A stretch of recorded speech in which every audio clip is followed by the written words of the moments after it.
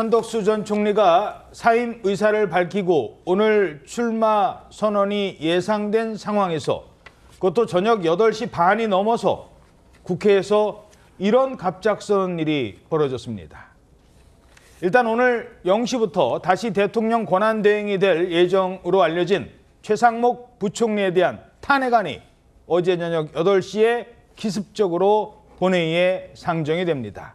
그러면서 국회 본회의장은 한바탕 큰 소란이 벌어졌습니다. 조금 전 박성준 의원 등 170인으로부터 국회법 제77조에 따라 기획재정부 장관 최상목 탄핵소추안을 의사일정 제46항으로 추가하여 심의하자는 의사일정 변경 동의의 건이 제출되었습니다.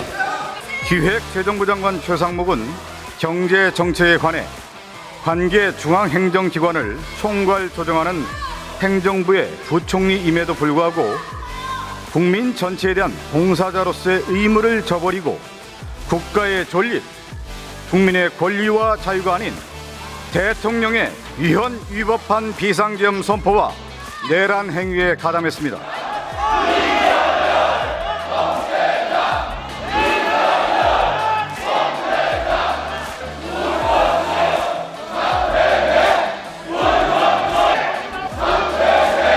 조금 전에 국회법 제119조에 따라 정부로부터 기획재정부 장관 최상목 면직이 통지되었습니다. 이에 따라 탄핵소추 대상자가 없으므로 투표를 중지하겠습니다. 이 안건에 대한 투표는 성립되지 않았음을 선포합니다.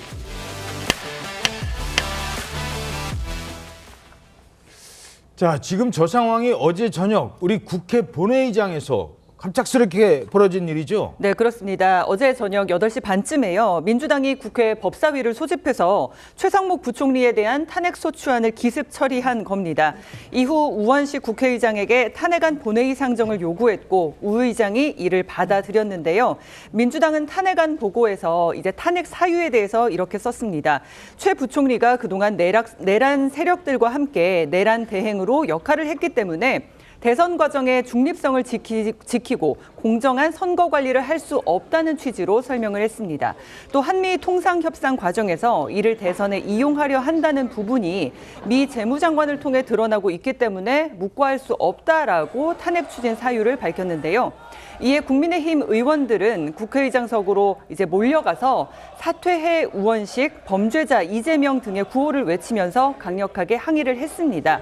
그러다가 퇴장을 하자 결국 최 부총리의 탄핵안 표결은 국민의힘 의원들이 퇴장한 뒤 민주당의 주도로 진행이 됐습니다. 자, 표결도 진행되고 있었어요. 자, 국민의힘 의원들은 다 빠져나가고 민주당 의원들만 투표하고 있는데 갑자기 이 표결은 끝까지 진행되지 못했습니다.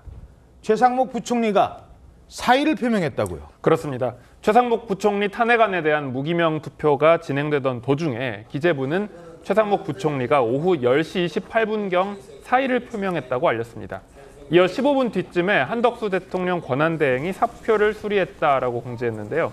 그러니까 어제 한덕수 전 총리가 사의를 표명하긴 했지만 어젯밤 12시까지는 권한대행 역할을 담당하고 있었던 상황이기 때문에 사표 수리가 가능했습니다.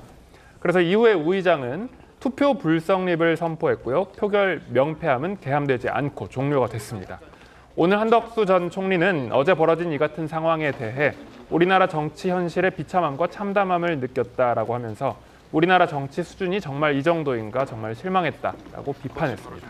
예, 늦은 밤 기습적으로 이루어진 탄핵소추안 상정부터 최상목 전 부총리의 전격적인 사임까지 그 짧은 시간에 전국에 엄청난 혼란이 벌어졌던 겁니다. 자, 이러자 양당에서는 내탓 공방만 벌이고 있습니다.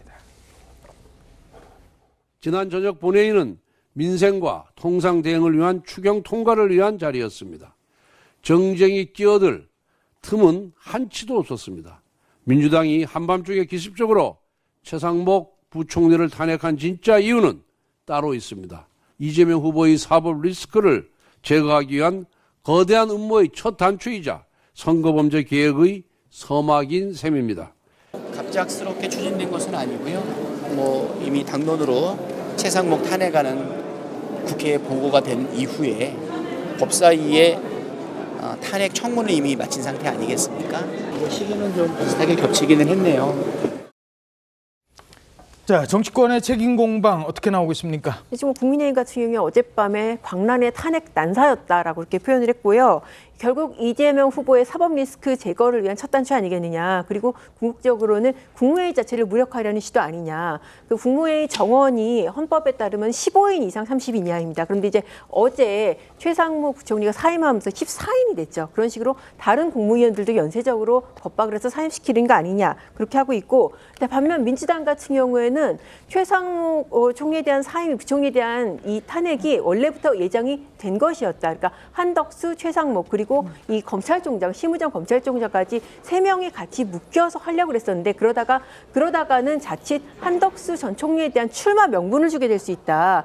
그래서 자제를 하고 있었다. 그런데 마침 어제 한덕수 전 총리가 사임하고 출마 선언을 했기 때문에 그래서 하게 된 것이다라고 주장을 하고 있습니다.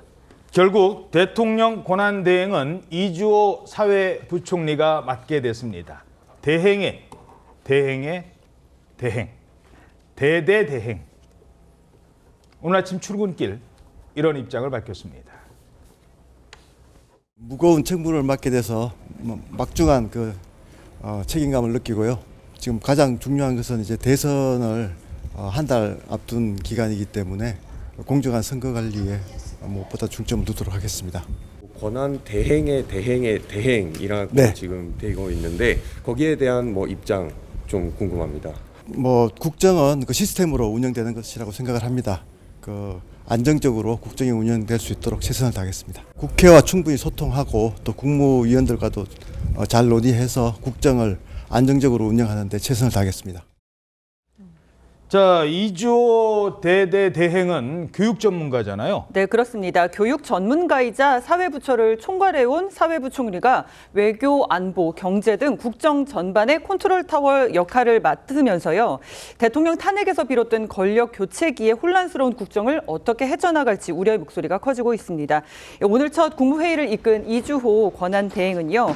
국무위원 모두 권한대행이라는 자세로 국정을 챙겨달라라고 당부했습니다.